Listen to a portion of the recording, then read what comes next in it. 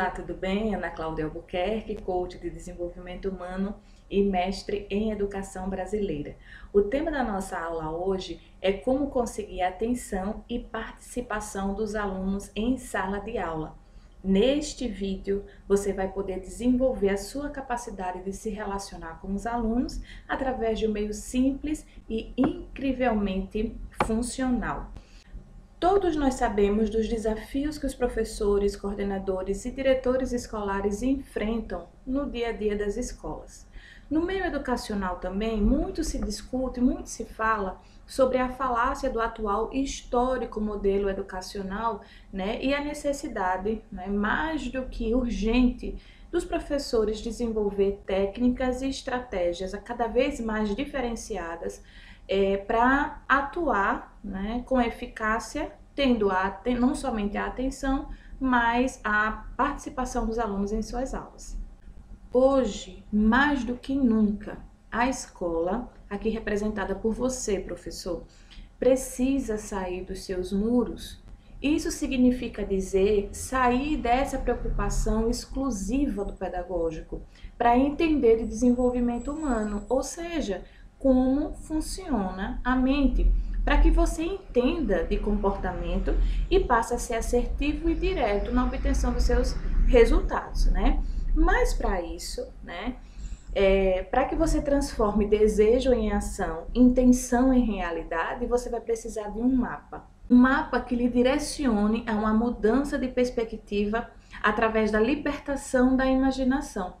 E para definitivamente você deixar de acreditar nos limites, porque somente assim você terá condições de criar possibilidades do amanhã. Mas para isso eu tenho um programa exclusivo de desenvolvimento docente, que leva o profissional da educação a um novo nível, a um novo patamar da sua carreira. Mas nós teremos, num outro momento, oportunidades de falar mais e de uma maneira mais abrangente sobre esse programa de formação. Eu citei isso aqui para que você entenda que nós não temos condições de esgotar essa temática sobre o funcionamento da mente para que você seja assertivo nas suas ações dentro de sala de aula, numa aula de 20 minutos aproximadamente, Tem muito mais pela frente, muito mais conteúdo.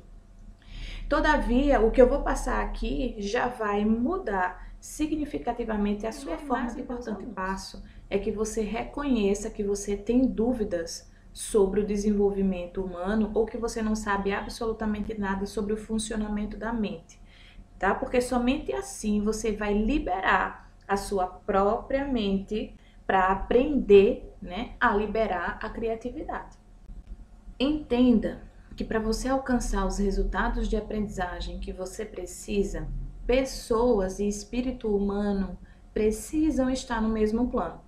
Ou seja, se você só se preocupar com o cognitivo dos seus alunos, esquecendo-se que eles também, a mente deles também é constituída por emoção e instinto, e que por isso mesmo precisam estar em movimento, dos 50 minutos da sua aula, somente 10 minutos aproximadamente você vai ter a atenção deles. Aqui definitivamente é uma intersecção.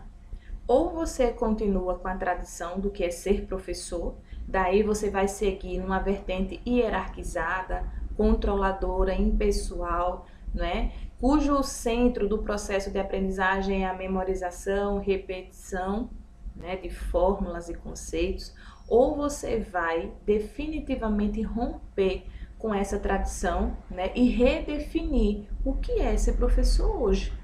E veja, nessa redefinição, você terá o respeito dos alunos, eles o terão como referência, como pessoa, fundamentalmente como pessoa. Eles podem até esquecer o que você ensinou, mas eles jamais esquecerão dos seus ensinamentos sobre viver, sobre se relacionar, como resolver conflitos.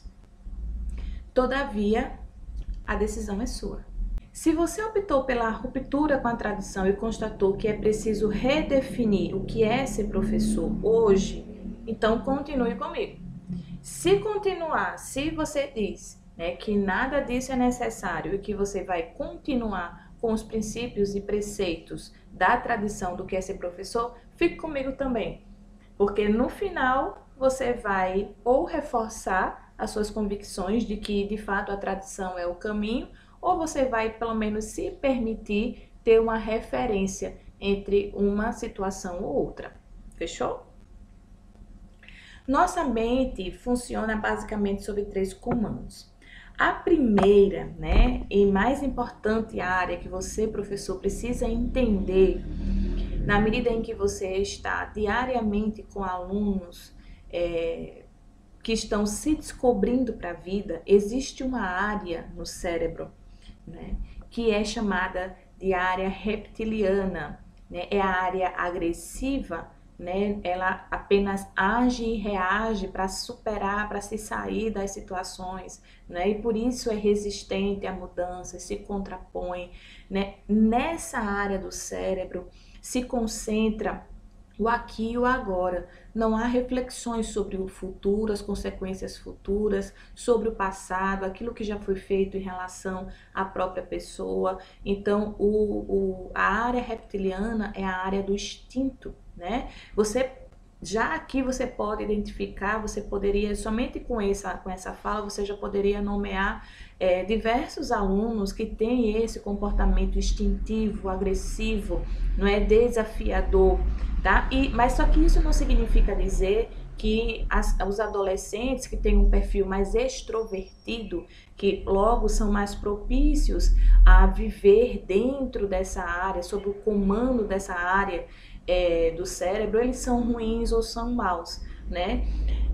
Muito pelo contrário, você pode utilizar essa característica a seu favor a partir do momento que você traz esses alunos, né, esses adolescentes ou as pessoas que você mantém um relacionamento educativo, independente da faixa etária, trazer isso como um dinamizador das suas aulas, né? Considerando essas características, não é, porque as outras áreas do cérebro serão ativadas e você poderá conduzi-los dentro desse processo de aprendizagem. A segunda grande área, né, que constitui a mente humana é o sistema límbico, é o responsável pela emoção, pela memória. Então, dentro desse contexto, é importante você considerar que absolutamente tudo que está acontecendo ali, a sua postura, a sua tomada de decisão, a forma como você se relaciona com eles, vai construindo uma memória, né? Então, todas as vezes que esses alunos têm uma experiência com você, eles vão se reportar às experiências anteriores. Então, isso é uma memória, né, que uma vez interligado à experiência vivida vai produzir reações positivas ou negativas, entendeu? E a terceira grande área, né, é o que chama-se de córtex pré-frontal, né? Literalmente essa parte da frente, né, do cérebro. Então, ele é o responsável pela razão, né? Ele é responsável pela tomada de decisão. É aqui que se concentram, né, os pensamentos referentes às normas sociais, ao controle, ao poder, né, ao padrão comportamental, às regras de certo e errado. Não é à toa que quando a gente está preocupado ou alguma coisa difícil, uma tomada de decisão difícil, né, normalmente as pessoas têm essa reação, esse gesto, né, porque é nessa região que se concentra realmente esse processo decisório, né? Entretanto, esses 3 sistemas, eles não funcionam isoladamente. Então, se o professor, né, se você, professor, na sua sala de aula, né, você está cheio de ideias pré-concebidas em relação aos alunos, acreditando nas limitações deles, né, tudo, absolutamente tudo à sua volta vai trazer para você uma memória negativa, né, e o seu comportamento vai estar moldado a esse pensamento, né, de que os alunos são limitados, de que são desinteressados, de que são acomodados, de que não tem acompanhamento da família, tá? Então, a partir do momento que você considera que eles estão em processo de desenvolvimento e que existem essas 3 grandes áreas que você pode e deve atuar sobre elas, não apenas, concentrar a sua ação somente nessa área, do córtex pré-frontal, somente na área cognitiva,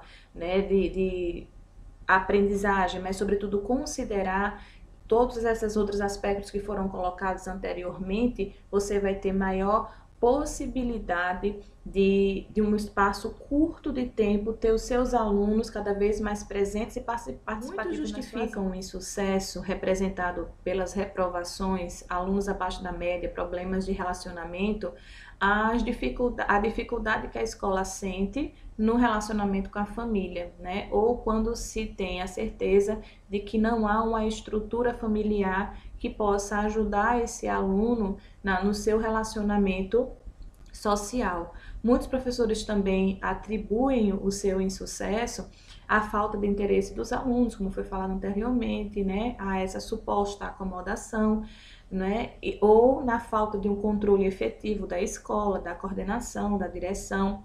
Mas quando alguém afirma isso, ela acaba por justificar, que o seu próprio planejamento não está funcionando, através de uma velha e óbvia justificativa da imaturidade dos alunos, tá bom? Eu tenho absoluta certeza, que somente com essa concepção, com essa explanação, você já viu que existem coisas que você precisa compreender acerca do desenvolvimento humano, e que você precisa, de repente, desconstruir algumas verdades ou algumas práticas, se é que você optou por essa redefinição do que é ser professor hoje, Fique ligado nos conhecimentos, nas aulas online gratuita que eu entrego para você através do meu canal do YouTube, nas redes sociais, porque isso faz parte de uma missão de fato de construir, de contribuir na construção de uma prática pedagógica próspera, abundante e feliz. Se fez sentido para você, compartilhe esse material. Ajude outros profissionais também a perceber que existe um mundo que precisa ser descoberto para que você, professor, passe a chamar de seu também, tá bom? Então, partilhando o bem, certamente você colherá também. Um abraço, fique com Deus e até a próxima aula.